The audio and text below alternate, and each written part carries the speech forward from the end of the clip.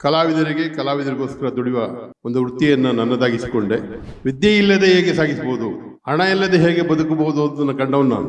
ಸಾಹಸ ಕಲಾವಿದನಾಗಿ, stunt ಕಲಾವಿದನಾಗಿ, dupe ಕಲಾವಿದನಾಗಿ ಕನ್ನಡದ ಅತ್ಯುತ್ತಮ ನಟರುಗಳಿಗೆ ನಾನು ಡೂಪ್ಲಿಕೇಟ್ ಆಗಿ ಕೆಲಸ ಮಾಡಬಹುದು. ಅವರ ಕೊಟ್ಟ ಟೈಟ್ಲೇ ನನಗೆ ಹಾಸನ್ ರಘು. ಅದಕ್ಕೂ ಒಂದು ಇತಿಹಾಸ. ತಮಿಳುನಾಡಿನ south Indian chamber, south Indian directors association ಎಲ್ಲ ಬಹಳ ಡಾಮಿನೇಟ್ ಇತ್ತು ನಮ್ಮ ಮೇಲೆ. ನಮ್ಮ ಕನ್ನಡಿಗರನ್ನ ಕೆಲಸ ಮಾಡ್ಲಿಕ್ಕೆ ಬಿಡ್ತಿರ್ಲಿಲ್ಲ. ನಾನೊಬ್ಬನೇ ಸಿನಿಮಾದಿಂದ ನಾಟಕ ಬಂದಿರೋ. ನಿಮ್ಮ ಮುಂದೆ ಮಾತಾಡ್ಲಿಕ್ಕೆ ನಾನು ಕರೆಸಿದ್ದಾರೆ. ನಾನು ಏನು ಮಾತಾಡಬೇಕು ಅಂತ ನಿನಗೆ ಗೊತ್ತಾಗ್ತಿಲ್ಲ. ಕನ್ನಡ ಮಾತಾಡ್ಬೋದಾ ಇಲ್ಲ ಹಿಂದಿ ಮಾತಾಡ್ಬೇಕು? ಜೈ ಕನ್ನಡ.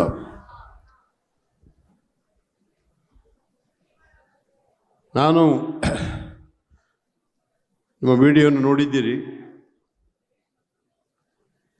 ಒಬ್ಬ ಕ್ರೀಡಾಪಟುವಾಗಿ ಸೇನೆಯಲ್ಲಿ ಸೇವೆ ಸಲ್ಲಿಸಿ ಯುದ್ಧದಲ್ಲಿ ಭಾಗಿಯಾಗಿ ನನ್ನ ಕ್ಷೇತ್ರ ಬದಲಾವಣೆಗಾಯಿತು.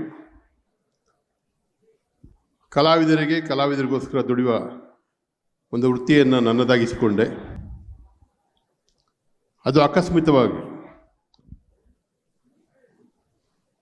ಜೀವನದಲ್ಲಿ ಓದು ಎಷ್ಟು ಮುಖ್ಯವೋ ಹಾಗೆ ಜೀವನವನ್ನು ಸಾಗಿಸುವುದು ಅಷ್ಟೇ ಮುಖ್ಯ. ವಿದ್ಯೆ ಇಲ್ಲದೆ ಹೇಗೆ ಸಾಗಿಸಬಹುದು, ಹಣ ಇಲ್ಲದೆ ಹೇಗೆ ಬದುಕಬಹುದು ಅದನ್ನು ಕಂಡವನು ನಾನು. ನಿಮ್ಮಲ್ಲಿ ಯಾರಾದರೂ ಕಲಾವಿದರುಗಳಿದ್ದೀರಾ? ಸಂಗೀತ, ಸಾಹಿತ್ಯ,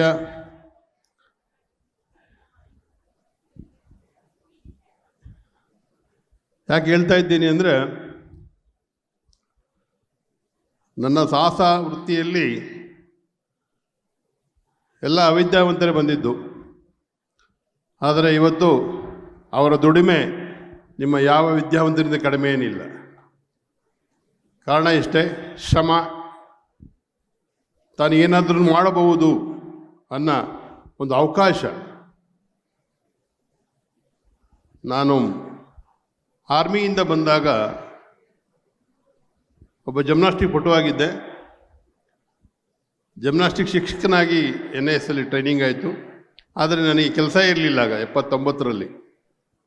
ಯಾಕೆ ಕೆಲಸ ಇರಲಿಲ್ಲ ಅಂದರೆ ಜಿಮ್ನಾಸ್ಟಿಕ್ ಅನ್ನೋದು ಯಾರಿಗೂ ಗೊತ್ತಿರಲಿಲ್ಲ. ಒಂದೆರಡು ತಂಡಗಳು ಮಾತ್ರ ಇತ್ತು. ನಾನು ಹಾಸನ ಮೂಲವಾದ್ದರಿಂದ ಅಲ್ಲಿ ಒಂದು ಜಿಮ್ನಾಸ್ಟಿಕ್ ತರಬೇತಿ ಕೇಂದ್ರ ಇತ್ತು. ಆ ಮಕ್ಕಳನ್ನ ರೆಡಿ ಮಾಡಿ ಒಂದು ಮಿನಿ ಒಲಿಂಪಿಕ್ ನಡೀತು. ಮಿನಿ ಒಲಿಂಪಿಕ್ಗೆ ನನ್ನ ಮಕ್ಕಳನ್ನ ಕರ್ಕೊಂಡ್ಬಂದೆ. ಆ ಮಿನಿ ಒಲಿಂಪಿಕ್ನಲ್ಲಿ ಆ ಮಕ್ಕಳು ಚಾಂಪಿಯನ್ಶಿಪ್ ತಗೊಂಡ್ರು. ಅಂದರೆ ನಾನು ಅದನ್ನು ಮಾಡ್ಬೋದು ಅಂತ. ಯಾಕೆಂದರೆ ನಾನು PT ಶಿಕ್ಷಕರು ಅಲ್ಲ, ಬೇರೆ ಶಿಕ್ಷಕರು ಅಲ್ಲ. ಆ ಸಮಯದಲ್ಲಿ ಸೇಲಮ್ಮಿನ ಮಾಡರ್ನ್ ಥಿಯೇಟರ್ಸ್ ಅಂತ ಭಾಳ ದೊಡ್ಡ ಸಂಸ್ಥೆ. ಎಂಥ ದೊಡ್ಡ ಸಂಸ್ಥೆ ಅಂದರೆ ಅಲ್ಲಿಂದ ತಮಿಳು, ಮಲಯಾಳಂ ಚಿತ್ರಗಳೆಲ್ಲ ಮೂಡಿ ಬರ್ತಾಯಿತ್ತು. ಮಲಯಾಳಂನ ಮೊದಲ ಚಿತ್ರ ಅಲ್ಲೇ ತಯಾರಾಗಿತ್ತು. ಅಲ್ಲಿಯ ಸಾಹಸ ನಿರ್ದೇಶಕರು ಮುನಿರತ್ನಮ್ಮನವರು ನನ್ನ ಆ್ಯಕ್ಟಿವಿಟೀಸ್ ಎಲ್ಲ ನೋಡಿ, ನೀನು ಸಿನಿಮಾದಲ್ಲಿ ಕೆಲಸ ಮಾಡ್ತೀಯ, ಏನು ಕೆಲಸ ಮಾಡೋದು? ಸ್ಟಂಟ್. ನಿಮ್ಗೆ ಗೊತ್ತಾಗ್ತದೆ ಸ್ಟಂಟ್ ಅಂದರೆ ಏನು ಅಂತ? ಸ್ಟಂಟ್ ಪದದ ಅರ್ಥ ಗೊತ್ತಿದೆಯಾ ಅಂದೆ. ಸ್ಟಂಟ್ ಅಂದರೆ ಏರೋ ಹೊಡಿತಾರೆ ಬೀಳೋದು, ಏರೋ ಡೂಪ್ ಹಾಕೋದು. ನಾನು ಇಲ್ಲ, ಇವೆಲ್ಲ ನನಗೆ ಬರೋದಿಲ್ಲ, ನಾನು ಪಲ್ಟಿ ಹೊಡಿತೀನಿ, ನೀವೇನು ಬೇಕಾದ್ರೆ ಮಾಡಿಸ್ಕೋಬೋದು. ಸರಿ, ನಾವು ಹೇಳ್ಕೊಡ್ತೀವಿ ಅದು. ಆಗ ಆರಂಭವಾದ ಜೀವನ 2 ವರ್ಷಗಳ ಕಾಲ ಸಾಹಸ ಕಲಾವಿದನಾಗಿ, ಸ್ಟಂಟ್ ಕಲಾವಿದನಾಗಿ, ಡೂಪ್ ಕಲಾವಿದನಾಗಿ ಕನ್ನಡದ ಅತ್ಯುತ್ತಮ ನಟರುಗಳಿಗೆ ನಾನು ಡೂಪ್ಲಿಕೇಟ್ ಆಗಿ ಕೆಲಸ ಮಾಡಿದೆ. 80ರ ದಶಕದಲ್ಲಿ ತಾವು ಕೇಳಿರೋದು ಪುಟ್ಟಣ್ಣ ಕಣಗಲ್. ಕೇಳಿದ್ದೀರಾ? ಪುಟ್ಟಣ್ಣ ಕಣಗಲ್ ನಮ್ಮ ಮಹಾನ್ ಡೈರೆಕ್ಟರ್ ಇದ್ದರು. ಹಿಂದಿಯಲ್ಲಿ ಜರ್ಲೈನ್ಸನ್ ಮಾಡಿದ್ರು, ಕನ್ನಡದಲ್ಲಿ ನಾಗರಾವ್. ಅವರ ಚಿತ್ರದಲ್ಲಿ ರಂಗನಾಯಕಿಯಲ್ಲಿ ನನ್ನನ್ನು ಸಾಹಸ ನಿರ್ದೇಶಕನಾಗಿ ಮಾಡಿದ್ರು. ಕನ್ನಡದ ಪ್ರಥಮ ಸಾಹಸ ನಿರ್ದೇಶಕನಾಗಿ ನಾನು ಹೊರಹೊಮ್ಮಿದೆ. ಅವರ ಕೊಟ್ಟ ಟೈಟ್ಲೇ ನನಗೆ ಹಾಸನ್ ರಘು. ಅದಕ್ಕೂ ಒಂದು ಇತಿಹಾಸ. ಆಗ ನನ್ನನ್ನು ಕೇಳಿದ್ರು, ಅವ್ರ ಎದುರುಗಡೆ ನಿಲ್ಲೋ ಧೈರ್ಯ ಯಾರಿಗೂ ಇರಲಿಲ್ಲ. ನಿನ್ನ ಹೆಸರೇನು ಅಂದರು? ರಘು. ಏನು ರಘುನಯ್ಯ ಅಂದರು. ರಘು ಅಷ್ಟೇ ಅಂದೆ. ಅಲ್ಲಪ್ಪ, ಇಲ್ಲಿ 2-3 ಜನ ಇದ್ದಾರೆ, ನೀನು ಯಾವ ರಘು ಹೇಳು. ತಿಪ್ಟೂರು ರಘು ಇದ್ದರು, AT ರಘು ಇದ್ದರು, ಇನ್ನು ಯಾರು ಇದ್ರು. ಯಾವ ಊರು ಅಂದರು? ಹಾಸನ ಅಂದರು. ಹಾಸನ ರಘು ಅವರು ಟೈಟ್ಲ್ ಕೊಟ್ಟರು. ಅದೇ ಹಾಸನ ರಘು ಇವತ್ತರೆಗೂ ನಿಮ್ಮ ಜೊತೆ ಇದೆ. ಅವರ ಆಶೀರ್ವಾದದಲ್ಲಿ ಬೆಳೆದೆ. 150 ಹೆಚ್ಚು ಚಿತ್ರಗಳಿಗೆ ಸಾಹಸ ನಿರ್ದೇಶಕನ ಮಾಡಿದೆ. ಅಷ್ಟು ಸುಲಭವಾಗಿರಲಿಲ್ಲ ನಮ್ಮ ಜೀವನ. ಯಾಕೆ ಅಂದರೆ ಆಗ ಸಾಹಸ ಕಲಾವಿದರು ನಮ್ಮಲ್ಲಿ ಇರಲಿಲ್ಲ. ನಮ್ಮ ಚಿತ್ರರಂಗವೇ ಇಲ್ಲಿ ಇರಲಿಲ್ಲ. ನಿಮಗೆ ಆಸಕ್ತಿ ಇದೆ ಚಿತ್ರರಂಗದ ಬಗ್ಗೆ, ಇವತ್ತೇನು ನೀವು ಸಿನಿಮಾ ನೋಡ್ತೀವಿ ಭಾಳ ಸುಂದರವಾಗಿ, ಏನು ಎಂಥದ್ದು ಹೊಸ ಚಿತ್ರ ಮಲ್ಟಿಮೀಡಿಯಾ ಎಲ್ಲ ಬಂದಿದೆ ಬೇಜಾನ್, ಒಂದೇ ಲ್ಯಾಂಗ್ವೇಜ್ನ 10 ಚಿತ್ರಗಳು. ಆಗ ಅವೆಲ್ಲ ಇರಲಿಲ್ಲ ನಮ್ಮ ಕಾಲದಲ್ಲಿ. ಕನ್ನಡ ಮಾಡಿದ್ರೆ ಕನ್ನಡ, ಇಂಗ್ಲೀಷ್ ಹಿಂದಿ ಮಾಡಿದ್ರೆ ತಮಿಳು ಮಾಡಿದ್ರೆ ತಮಿಳು. ಅದೇ ತಮಿಳುನಾಡಿನಲ್ಲಿ ಜಾಸ್ತಿ ಚಿತ್ರಗಳು ತಯಾರಾಗ್ತಾ ಇತ್ತು, ಕರ್ನಾಟಕದಲ್ಲಿ ತಯಾರಾಗ್ತಿರ್ಲಿಲ್ಲ. ಯಾಕೆ ಅಂದರೆ ನಮ್ಗೆ ಅನುಕೂಲ ಇರಲಿಲ್ಲ. ಇಲ್ಲಿ ಟೆಕ್ನಿಕಲ್ಸ್ ಬೆಳೆದಿರಲಿಲ್ಲ, ಟೆಕ್ನಾಲಜಿ ಬೆಳೆದಿರಲಿಲ್ಲ. ಕೆಲಸ ಮಾಡುವ ಕಾರ್ಮಿಕರಿರಲಿಲ್ಲ. ಅಂತಹ ಸಂದರ್ಭದಲ್ಲಿ ನಾನು ಸಾಹಸ ಕಲಾವಿದರು ಬಂದೆ. ಅಲ್ಲಿ ತಮಿಳುನಾಡಿನ south Indian chamber, south Indian directors association ಎಲ್ಲ ಭಾಳ ಡಾಮಿನೇಟ್ ಇತ್ತು ನಮ್ಮ ಮೇಲೆ. ನಮ್ಮ ಕನ್ನಡಿಗರನ್ನ ಕೆಲಸ ಮಾಡಲಿಕ್ಕೆ ಬಿಡ್ತಿರ್ಲಿಲ್ಲ. ಆ ಸಂದರ್ಭದಲ್ಲಿ ನಾನು ಸಾಹಸ ಕಲಾವಿದನಾದಾಗ ಸಾಹಸ ಕಲಾವಿದರು ಬೇಕಲ್ಲ, ಡೈರೆಕ್ಟರ್ ಆಗಬೇಕಾದ್ರೆ ಸಾಹಸ ಕಲಾವಿದರು ಬೇಕು. ಯಾರನ್ನ ಆಯ್ಕೆ ಮಾಡೋದು? ಕೆಲಸ ಮಾಡೋರು ಯಾರು? ನೀವು ಓದಿದ್ರೆ ಇಂಜಿನಿಯರ್ ಆಗ್ತೀರ, ಓದಿದ್ರೆ ಡಾಕ್ಟರ್ ಆಗ್ತಾರೋ, ಏನು ಓದ್ತಾ ಇದ್ದಾರಲ್ಲ, ಪಲ್ಟಿ ಹೊಡಿಯಿರ್ಬೇಕಲ್ಲ. ಅಲ್ಲಿ ಧೈರ್ಯವಾಗಿ ಎದೆಯಿಂದ ಬೀಳೋರು, ಅಲ್ಲಿಂದ ಮೇಲಿಂದ ಬೀಳೋದ್ರೆ ಬೀಳೋರ್ಬೇಕು, ಗೋಡೆ ಹೊಡಿಯಿರ್ಬೇಕು. ಅವ್ರಿಗೆ ಟ್ರೈನಿಂಗ್ ಕೊಡೋದು ಯಾರು? ನಾವೇ ಕೊಡಬೇಕು. ಆಗ ಅವರ ಟ್ರೈನಿಂಗ್ನ ಆರಂಭಿಸಿದಾಗ ನಮಗೆ ಸಿಕ್ಕಂಥ ಕಲಾವಿದರು ಈಗ ಇದ್ದಾರೆ, ಭಾಳ ಜನ ಇದ್ದಾರೆ. ಈ ಪತ್ರಿಕೆಯಲ್ಲೂ ಬಂದಿದೆ, ಹಿಂದೂ ಪತ್ರಿಕೆಯಲ್ಲಿ 2078-79 ಬಂದಿದೆ. ಅದು ಸೋಷಿಯಲ್ ಎಲಿಮೆಂಟ್ಸ್, ಯಾರು ಸಮಾಜದಿಂದ ಬೇರೆ ಬೇರೆ ಕೆಲಸಗಳು ಮಾಡ್ತಾಯಿದ್ರು, ಅಂದರೆ ರೋಡಿಸಮ್ ಮಾಡ್ತಾಯಿದ್ರು, ಪಿಕ್ ಪಾಕೆಟ್ ಮಾಡ್ತಾಯಿದ್ರು, ಏನೊಂದು ಆಪ್ ಮಾಡ್ರು ನಮಗೆ ಸಿಕ್ಕಿದವರಲ್ಲ ಅವರೇ. ಅವ್ರ ಧೈರ್ಯ ಇತ್ತು, ಮಂಡ ಧೈರ್ಯ ಇತ್ತಲ್ಲ. ನೋಡಪ್ಪ, ನೀವು ಹೊಡೆದಾಡಿದ್ರೆ ಪೊಲೀಸ್ ಒಳಗಡೆ ಹಾಕ್ತಾರೆ, ನೀವು ಸಿನಿಮಾದಲ್ಲಿ ಕೆಲಸ ಮಾಡಿದ್ರೆ ದುಡ್ಡು ಬರ್ತದೆ, ಹೆಸರು ಬರ್ತದೆ, ನಾಳೆ ಹೀರೋನು ಆಗ್ಬೋದು. ಆಗ ಬಂದರು ಅವರೆಲ್ಲ, ವಾಲಿಬಾಲ್ ಪ್ಲೇಯರ್ ಬಂದರು, ಕಬಡ್ಡಿ ಪ್ಲೇಯರ್ಸ್ ಬಂದರು, ಏನು ಕೆಲಸ ಇಲ್ಲದೆಲ್ಲ ಬಂದರು. ಅದ್ಭುತವಾಗಿ ಯೂನಿಯನ್ನ ಕಟ್ಟಿದೆ. 83ರಲ್ಲಿ ಆ ಯೂನಿಯನ್ ಬೆಳೀತು. ಪುಟ್ಟಣ್ಣ ಕಣಗಲ್ಲವರು ಇನಾಗ್ರೇಷನ್ ಮಾಡಿದ್ರು. ನಾವು ಸ್ವತಂತ್ರವಾಗಿ ಬದುಕೋದಕ್ಕೆ ಅವಕಾಶ ಆಯಿತು. ಭಾಳ ಹೊಡೆದಾಟಗಳು ನಡೀತು.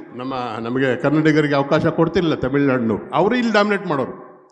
ಕಾರಣ ಏನು ಅಂದರೆ ಚಿತ್ರೀಕರಣ ಇಲ್ಲಿ ನಡೆದ್ರು, ಅಲ್ಲಿಂದ ಬರ್ತಾಯಿದ್ರು. ನಮಗೆ ಕಾಫಿ ಕೊಡೋನು ಅವನೇ, ಗಾಡಿ ಓಡಿಸೋನು ಅವನೇ. ಆಗ 86 ದಶಕದಲ್ಲಿ ಶಂಕರ್ ನಾಗು, ಅಬ್ಬಯ್ಯ ನಾಯ್ಡು, ನನ್ನ ಜೊತೆ ಡೆಲ್ವಿ ಅನ್ನೋರಿದ್ದರು, ಅಮಿತಾಬ್ ಬಚ್ಚನ್ ಮ್ಯಾನೇಜರ್ ಆಗಿದ್ದರು.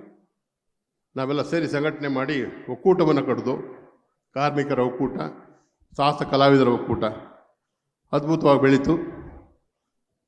ಆಗಲೇ 22 ಯೂನಿಯನ್ಗಳನ್ನ ನಾವು ಕೊಡ್ದು. ಕಾಸ್ಟ್ಯೂಮ್ ಮೇಕಿಂಗ್, ಮೇಕಪ್, ಈ ಥರ ಭಾಳ ವರ್ಗ ಇದೆ ಅದರಲ್ಲಿ. ನೀವು ಪರ್ಫಾರ್ಮಿಂಗ್ ಆರ್ಟ್ಸಿಗೆ ಹೋದರೆ ಗೊತ್ತಾಗ್ತದೆ, ಒಂದು ನಾಟಕದಲ್ಲಿ ಏನೇ ಇರ್ತದೆ ಅದಕ್ಕಿಂತ ಹೆಚ್ಚು ಜವಾಬ್ದಾರಿ ಇರ್ತದೆ. ಈಗ ಅದು ಭಾಳ ಅದ್ಭುತವಾಗಿ ಭಾಳ ದೊಡ್ಡದಾಗಿ ಬೆಳೆದಿದೆ. ಈಗಾಗಲೇ 35,000ಕ್ಕೂ ಹೆಚ್ಚು ಜನ ಅಲ್ಲಿ ಕೆಲಸ ಮಾಡ್ತಾ ಇದ್ದಾರೆ. ಜೊತೆಗೆ ಬದುಕು ಭಾಳ ಸುಗಮವಾಗಿದೆ. ಆವಾಗ ನಮಗೆ ಇನ್ಶೂರೆನ್ಸ್ ಇರಲಿಲ್ಲ. ಎಲ್ಲಿಂದ ಬಿದ್ದರು, ಏಟು ಬಿದ್ದರೆ ಸತ್ತು ಏನೋ ಹೆಚ್ಚು ಕಮ್ಮಿ ಅಂದರೆ ಭಾಳ ಜನ ತೀರೋಗಿ ಹೋಗಿದ್ದಾರೆ. ಒಂದು MG ರೋಡಲ್ಲಿ ಡಬಲ್ ಜಂಪ್ ನಡೀತು, ಕಾರ್ನಲ್ಲಿ ಕೇಳಿದ್ರು, ಡಬಲ್ ಡಕ್ಕರ್ ಮೇಲೆ ಜಂಪ್ ಮಾಡಿದಾಗ ಇಬ್ಬರು ಸ್ಪಾಟಲ್ಲಿ ಹೋಗಿದ್ದು. ಇಂಥ ಅನಾಹುತಗಳೆಲ್ಲ ಆಗ ನಡೀತಾ ಇತ್ತು. ಈಗ ಭಾಳ ಸೇಫ್ಟಿ ಇದೆ, ಟೆಕ್ನಾಲಜಿ ಭಾಳ ಚೆನ್ನಾಗಿದೆ, ಭಾಳ ಸುಂದರವಾಗಿ ಭಾಳ ಹಣವನ್ನು ಕೈ ತುಂಬ ಸಂಪಾದನೆ ಮಾಡ್ತಾರೆ, ಜೀವನ ಮಾಡ್ತಾ ಇದ್ದಾರೆ. ಅದಕ್ಕೆ ಬುನಾದಿ ಆದ ನಂತರ 86ರಲ್ಲಿ ನನಗೆ ಆ್ಯಕ್ಷನ್ ಚಿತ್ರಕ್ಕೆ ಅವಾರ್ಡ್ ಬಂತು, ಬೆಸ್ಟ್ ಆ್ಯಕ್ಷನ್ ಡೈರೆಕ್ಟರ್ ಅವಾರ್ಡೇನೋ ಬಂತು. ಅವಾರ್ಡ್ ಬಂದ ಮೇಲೆ ಇನ್ನೂ ಕೆಲಸ ಇಲ್ಲ, ಕೆಲಸ ಮಾಡಬೇಕಲ್ಲ, ಬದುಕೋಕೆ ಭಾಳ ಕಷ್ಟ. ಹೊಸದಾಗಿ ಸಂಸಾರ, ಮಕ್ಕಳು ಎಲ್ಲ ಇದ್ದರು. ಆದರೆ ಬದುಕನ್ನು ಬಿಡಲಿಕ್ಕೆ ಆಗ್ತಾಯಿಲ್ಲ. ಅಂದರೆ ಚಿತ್ರರಂಗದಿಂದ ಅವರೇ ದೂರ ಮಾಡೋಕ್ಕೆ ಮುಂಚೆ ನಾನೇ ದೂರ ಆದೆ. ಆಗ ಕೈ ಹಿಡಿದಿದ್ದು ನಾಟಕ ರಂಗಭೂಮಿ. ಇಡೀ ದೇಶದಲ್ಲಿ ಯಾರಾದರೂ ಕಲಾವಿದರು ನೀವು ಕೇಳಿರ್ಬೋದು, ನೋಡಿರ್ಬೋದು, ನಾಟಕದಿಂದ ಸಿನಿಮಾಗೆ ಬರ್ತಾರೆ. ನಾಟಕದಿಂದ ಸಿನಿಮಾಗೆ ಬಂದವರೆಲ್ಲ ಹೀರೋಗಳಾಗಿದ್ದಾರೆ. ನಾನೊಬ್ಬನೇ ಸಿನಿಮಾದಿಂದ ನಾಟಕಕ್ಕೆ ಬಂದಿರೋನು. ಸಿನಿಮಾದಿಂದ ನಾಟಕಕ್ಕೆ ಹೋದಂಥ ವ್ಯಕ್ತಿ ನಾನೊಬ್ಬನೇ. ಇವತ್ತು ನಾಟಕದಿಂದ ಕಲೆ, ಜನಪದ ಕಲೆ, ಬುಡಕಟ್ಟು ಕಲೆ, ಹೀಗೆ ಬಹಳಷ್ಟು ವಿಭಾಗದಲ್ಲಿ ನಾನು ಕೆಲಸ ಮಾಡಿದ್ದೇನೆ. ಒಂದು ಮೈಲಿಗಲ್ಲಾಗಿ ಬಡ ಮಕ್ಕಳಿಗೆ, ಯಾರಿಗೆ ಕೆಲಸ ಇಲ್ಲ ಅಂಥವ್ರನ್ನ ಸ್ಟಂಟ್ಮ್ಯಾನ್ ಆಗ್ಲಿಕ್ಕೆ ಭಾಳ ಈಸಿ. ಧೈರ್ಯ ಇರಬೇಕು, ಗುಂಡಿಗೆ ಇರಬೇಕು. ಇವತ್ತು ಅವರಿಗೆ ಒಂದು ದಿನದ ವೇಜಸ್ 8 hours ಲೇಬರ್ ಸೆಕ್ಟ್ರಿಗೆ ಬರ್ತಾರೆ. 8 ಗಂಟೆಗೆ 10,000 ರೂಪಾಯಿ ಇದೆ ಅವರಿಗೆ ಪರ್ ಡೇ. ಯಾವ ಆಫೀಸಲ್ಲಿ ಸಂಪಾದನೆ ಮಾಡಲಿಕ್ಕೆ ಸಾಧ್ಯ ಇದೆ? ಬಟ್ ಜೀವನ ಕಷ್ಟ ಇದೆ, ಬದುಕು ಭಾಳ ಕಷ್ಟ ಇದೆ. ಅಷ್ಟು ಸುಲಭವಾಗಿ ಸ್ಟಂಟ್ ಮಾಡಲಿಕ್ಕೆ ಆಗೋದಿಲ್ಲ. ಅವನು ನಿಜವಾಗ್ಲೂ ಕಲ್ತಿರಬೇಕು. ಹೀರೋಗಳು ಕಲಿದಿದ್ರು ಸ್ಟಂಟ್ಮೆನ್ ಭಾಳ ಕಲ್ತಿರಬೇಕು. ಇಂಥ ಜೀವನದಿಂದ ಬಂದ ನನಗೆ ರಂಗಭೂಮಿಯಲ್ಲಿ ಅವಕಾಶ ಕೊಟ್ಟಂಥವರು doctor Padmashri B V Karanth ಅವ್ರ ಜೊತೆ ಕೆಲಸ ಮಾಡಿದ್ದೆ. ಅವರು ಡೆಲ್ಲಿಯಲ್ಲಿ ತಾವು ಕೇಳಿರ್ಬೋದು, ರಾಷ್ಟ್ರೀಯ ನಾಟಕ ಶಾಲೆ, ನ್ಯಾಷನಲ್ ಸ್ಕೂಲ್ ಆಫ್ ಡ್ರಾಮಾ, ಅಲ್ಲಿ ನನ್ನನ್ನು ವಿಸಿಟಿಂಗ್ ಫ್ಯಾಕಲ್ಟಿ ಆಗಿ ಸೇರಿಸಿದ್ರು. ಅಲ್ಲಿ ಅವರಿಗೆ ಸಮರ ಕಲೆಗಳನ್ನ ಹೇಳ್ಕೊಡುವಂಥ ಕೆಲಸ. ಭಾಳಷ್ಟು ನಾಟಕಗಳಲ್ಲಿ ಉತ್ತಮ ಪ್ರಯೋಗಗಳನ್ನ ಮಾಡಿದೆ. ನನ್ನ ನಾಟಕಗಳು ಮ್ಯಾಕ್ಬೆತ್ ನಾಟಕ, ಅದರಲ್ಲಿ ತಾವು ಕೇಳಿದ್ದು ಒಂದು ಕಿಂಗ್ ಲೇಯರ್ ಅಂತ ಬರ್ತದೆ, ಜೂಲಿಯಸ್ ಸೀಸರ್ ಅಂತ ಬರ್ತದೆ. ಭಾಳಷ್ಟು ಮ್ಯಾಕ್ಬೆತ್ ನಾಟಕಗಳಲ್ಲಿ ಫೆನ್ಸಿಂಗ್ ಅನ್ನೋದೊಂದು ಐಟಮ್ ಇದೆ. ಅಮೇರಿಕನ್ ಫೆನ್ಸಿಂಗ್ ಅಂತ ತೆಳ್ಳಿಗಿರ್ತದೆ. ಅದನ್ನು ಅವರಿಗೆ ಕಂಪಲ್ಸರಿ ಸಬ್ಜೆಕ್ಟ್. ಇದನ್ನು ನಾನು ನನ್ನ ಗುರುಗಳಾದ ಶ್ಯಾಮ್ ಸುಂದರ್ ಅಂತ ತಾವು ಕೇಳಿದ್ದೀರೋ ಇಲ್ಲೋ, ತಾವು ನೋಡಿರ್ಲಿಕ್ಕೆ ಸಾಧ್ಯ. MGRಗೆ ಗುರುಗಳು, MGR ರಾಮಚಂದ್ರನ್ ಅವರ 425 ಚಿತ್ರಗಳಿಗೆ ಫೈಟ್ ಮಾಸ್ಟರ್ ಆಗಿದ್ದರು. ಅವರು ಕನ್ನಡದವರು, ಆಗ ಕರ್ನಾಟಕಕ್ಕೆ ಬಂದಿದ್ದರು, ನಮ್ಮ ಸಂಸ್ಥೆ ಅಧ್ಯಕ್ಷರಾಗಿದ್ದರು. ಅವ್ರ ಜೊತೆ ಆ ಫೆನ್ಸಿಂಗಿಂದ ಕಲ್ತಿದ್ದೆ. ಆ ಫೆನ್ಸಿಂಗು ನನ್ನ ಡೆಲ್ಲಿಯ ನಾಟಕ ಶಾಲೆಗೆ ತಲುಪಿಸ್ತು. ಆ ನನ್ನ ನಾಟಕಗಳೆಲ್ಲ ಅಂತಾರಾಷ್ಟ್ರೀಯ ಮಟ್ಟದಲ್ಲಿ ಪ್ರದರ್ಶನಗಳಾಯಿತು. ಬದುಕು ಹೋಗ್ತಾ ಹೋಗ್ತಾ ಆರ್ಮಿಯಲ್ಲಿ, ಸ್ಪೋರ್ಟ್ಸಲ್ಲಿ, ಸಿನಿಮಾಯಲ್ಲಿ ಮತ್ತು ನಾಟಕದಲ್ಲಿ ಅವಕಾಶ ಕರ್ನಾಟಕದಲ್ಲಿ ರಾಜ್ಯೋತ್ಸವ, ನಮ್ಮ ಕರ್ನಾಟಕ ರಾಜ್ಯದ ಕೆಲವು ಕಮಿಟಿಗಳಲ್ಲಿ ಕೆಲಸ ಮಾಡುವ ಅವಕಾಶ, ಸರ್ಕಾರಿ ಕಮಿಟಿಗಳಲ್ಲಿ, ಜಾನಪದ ಅಕಾಡೆಮಿಯಲ್ಲಿ ಮೆಂಬರ್ ಆಗಿ ಜಾನಪದ ಕ್ಷೇತ್ರದಲ್ಲಿ ಕೆಲಸ ಮಾಡಿದೆ. ಭಾಳಷ್ಟು ಕಾರ್ಯಕ್ರಮಗಳನ್ನ ರೂಪಿಸಿಕೊಂಡೆ. ಕೇಂದ್ರ ಸರ್ಕಾರದ ಯೋಜನೆಯಡಿ ಎಕ್ಸ್ಪರ್ಟ್ ಕಮಿಟಿ ಅಂತ ಹೇಳ್ತಾರೆ, ತಜ್ಞರ ಸಮಿತಿಯ ಸದಸ್ಯನಾಗಿ 10 ವರ್ಷಗಳ ಕಾಲ ಕೆಲಸ ಮಾಡಿ ಕಲಾವಿದರಿಗೆ ಸಂಭಾವನೆಗಳನ್ನು ಕೊಡುವಂಥದ್ದು, ಕಲಾವಿದರಿಗೆ ಗ್ರಾಂಟ್ಗಳನ್ನ ಕೊಡುವಂಥ ಕೆಲಸವನ್ನು ನಾನು ಮಾಡಿದೆ. ಆ ಸಮಯದಲ್ಲಿ ಅನಂತ್ ನಾಗ್ ಅವರು ಮಾನ್ಯ ಮಂತ್ರಿಗಳಾಗಿದ್ದರು, ಈಗಿಲ್ಲ ಅವರು. ಅಂದರೆ ಒಬ್ಬ ಸ್ಟಂಟ್ ಕಲಾವಿದನಾಗಿ ನನ್ನ ಅಲ್ಲಿವರೆಗೂ ಬರುವಂಥ ಅವಕಾಶಗಳು ಸಿಕ್ತು. ನನ್ನನ್ನು ನಾನು ತೊಡಗಿಸ್ಕೊಂಡೆ. ನನ್ನ ಜೊತೆ ಭಾಳಷ್ಟು ಕಲಾವಿದರು ನಾಟಕದಲ್ಲಿ ಸುಮಾರು 20-25 ವರ್ಷಗಳಲ್ಲಿ ಎಷ್ಟು ಜನ ಹೀರೋಗಳು ನನ್ನಿಂದ ರೆಡಿಯಾಗಿದ್ದಾರೋ ಗೊತ್ತಿಲ್ಲ. ಎಷ್ಟು ಜನ ಹೀರೋಗಳಿದ್ದಾರೆ. ಇವತ್ತು ಎಲ್ಲಿ ಹೋದರೂ, ಯಾವುದೇ ಕಾನ್ವಿಕೇಷನ್ಸ್ಗೆ ಹೋದರೂ ಸಿಕ್ಕಿದಾಗ ನನ್ನ ಕಾಲಿಗೆ ಬೀಳ್ತಾರೆ ಗುರುಗಳೇ ಅಂತ. ನಮಗೆ ಸಿಕ್ಕಂಥ ಫಲ ಏನಂದ್ರೆ ನಾನು ಒಂದು ಗುರುಸ್ಥಾನವನ್ನು ಪಡೆದಿದ್ದೇನೆ. ಅದು ಸುಲಭವಾಗಿ ಸಿಗೋದಿಲ್ಲ. ವಿದ್ಯಾರ್ಥಿಗಳಲ್ಲಿ ನನ್ನ ಮನವಿ ಏನು ಅಂದರೆ, ಯಾವುದೇ ಏನಾದರೂ ಶ್ರದ್ಧೆಯಿಂದ ಕಲೀರಿ. ಗುರುಗಳಲ್ಲಿ ಗುರು ಹಿರಿಯರಲ್ಲಿ ಭಕ್ತಿ ಭಾವನೆ ಇರಲಿ. ನೀವು ಇಂಜಿನಿಯರಿಂಗ್ ಆದರೂ ಓದ್ರಿ, ಡಾಕ್ಟರ್ ಆದರೂ ಓದ್ರಿ, ಗುರುನೇ. ಅವ್ರು 4 ಅಕ್ಷರ ಹೇಳ್ಕೊಟ್ಟ ಮೇಲೆ ಅವ್ರು ಗುರುನೇ. ಆ ಸ್ಥಾನ ಇರಲಿ, ಆ ಪ್ರೀತಿ ವಿಶ್ವಾಸ ಇರಲಿ. ಆ ಮರ್ಯಾದೆ ನೀವು ಕೊಟ್ಟಾಗ ನಿಮಗೆ ಆ ಮರ್ಯಾದೆ ನಿಮಗೆ ಸಿಗುತ್ತೆ. ನಾವು ಅಷ್ಟು ಸೇವೆ ಮಾಡಿ ಕಲಿತ ನಂತರ ನಾನು ಒಬ್ಬ ಸ್ಟಂಟ್ ಕಲಾವಿದನಾಗಿ ಇವತ್ತು ನಿಮ್ಮ ಮುಂದೆ ಪದ್ಮಶ್ರೀ ಒಡೆ ನಿಂತಿದ್ದೇನೆ. ಅದು ಅಷ್ಟು ಸುಲಭವಾದ ಮಾತಲ್ಲ. ನನ್ನನ್ನು ಗುರುತಿಸಿದಂಥವರಿಗೆ ನಾನು ಋಣಿ. ನಾವು ಎಲ್ಲೂ ಸಲ್ಲೋದೇ ಇಲ್ಲ, ಯಾಕಂದರೆ ನಾವು ಹೀರೋಗಳಲ್ಲ, ಪರದೆಯಿಂದ ಕೆಲಸ ಮಾಡೋರು. ಪರದೆಯಿಂದ ಕೆಲಸ ಮಾಡೋರು ಯಾರಿಗೆ ಗೊತ್ತಾಗ್ತದೆ? ನಾನು ಎಷ್ಟು ಡೂಪ್ ಮಾಡಿದ್ದೀನಿ ನಿಮ್ಗೇನು ಗೊತ್ತಾಗ್ತದೆ? ಅವ್ರು ಹೀರೋ ಬೀಳ್ತಾನೆ, ಚಪ್ಪಾಳೆ ಹೊಡಿತೀರಾ, ವಿಷಲ್ ಹೊಡಿತೀರಾ. ಬೀಳೋನು ಒಬ್ಬ ಡೂಪ್ ಆರ್ಟಿಸ್ಟು. ಹಾಗೆ ಗುರುಸ್ಥಾನ ಭಾಳ ದೊಡ್ಡದು. ಗುರುವಾಗೋದಕ್ಕೆ ಭಾಳ ಪ್ರಯತ್ನಗಳು ಮಾಡಬೇಕು, ಭಾಳ ಸಾಧನೆಗಳನ್ನ ಮಾಡಬೇಕು. ಕೊನೆಯ ಈಗ ಒಂದು 5-6 ವರ್ಷಗಳ ಹಿಂದೆ 2000ರಲ್ಲಿ ಒಂದು ಕಲ್ಪನೆ, ನಮ್ಮ ಸಮರ ಕಲೆಗಳು ಯಾಕೆ ಶೆಂಟ್ಸ್ರು ಆರಂಭವಾಯಿತು ಅಂದರೆ ನಮ್ಮ ಜಾನಪದ ಸಮರ ಕಲೆಗಳಿದ್ದಾವೆ. ಗೊತ್ತಿದೆಯಾ? ಸಮರ ಕಲೆಗಳು ಅಂದರೆ ಮಾರ್ಷಲ್ ಆರ್ಟ್ ಅಲ್ಲ. ವಿದ್ಯಾರ್ಥಿಗಳು ಮಾತಾಡ್ತಾ ಇದ್ದಾರೆ, ನಾನು ಇಲ್ಲಿ ಮಾತಾಡ್ಬೇಕಾದ್ರೆ ನೀವು ಮಾತಾಡ್ತೀನಿ ಪ್ರಯತ್ನ.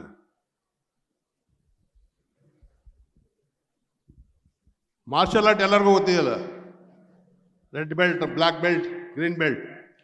ಅದು ಇಲ್ಲಿಂದ ಅಲ್ಲ, ಅದು ಅಲ್ಲಿಂದ ಬಂದಿರೋದು, ನಮ್ಮದೇ.